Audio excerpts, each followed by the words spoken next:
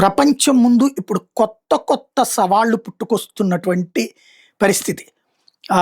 దాన్నే అమర్నాథ్ వాసిరెడ్డి గారు చెప్తున్నారు. నేను నా కోసం బతుకుతా, మీరు కూడా నా కోసమే బతకాలి. ట్రంప్ మాటల పద్ధతులు ఇట్లాగే ఉంటాయి. అంటే సరిగ్గా చెప్పాలంటే మీ ఇంటికి వస్తే నాకేమిస్తావు, నా ఇంటికి వస్తే నాకేం తెస్తావు అన్నటువంటిది. అలాగే ఇండియా రష్యా నుండి చమురుకోవడం ఏంటి, ఆ డబ్బుతో రష్యా ఉక్రెయిన్ యుద్ధం చేస్తుంది తెలుసా అంటాడు.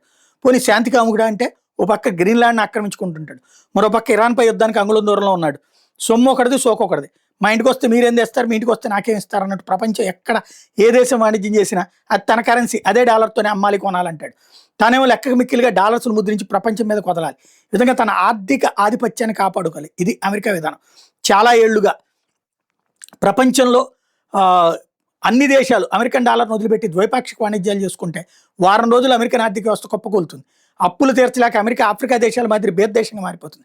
అలా జరగకుండా ఎన్నాళ్ళు ఈ రొటేషన్ చక్రవర్తి తన మిలిటరీ బలంతో, తెలివితేటలతో, కుట్రలతో మేనేజ్ చేసుకుంటూ వచ్చాడు.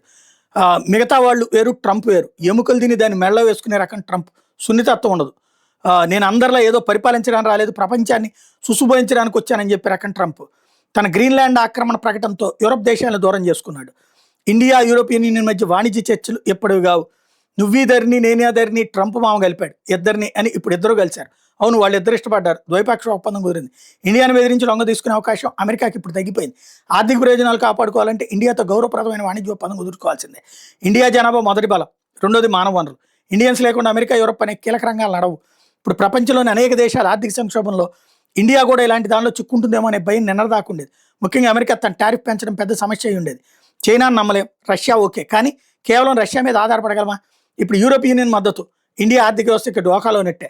ట్రంప్ తెగేదాకా లాగుతాడా, లేక బెదిరించి ఎంతో కొంత ప్రయోజనం పొంది తగ్గుతాడా అనేది మరో 4 రోజులు తేలిపోతుంది.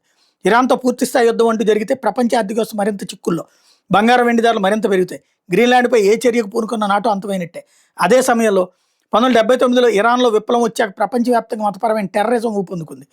ట్రంప్ ఒకవేళ ఇరాన్లో ప్రభుత్వాన్ని మార్చగలిగితే అక్కడ కూడా యూఏఈ లాంటి ప్రగతిశీల ప్రభుత్వం ఏర్పడి ప్రపంచ ఆర్థిక వ్యవస్థకు శాంతికి గట్టి పునాది పడుతుంది.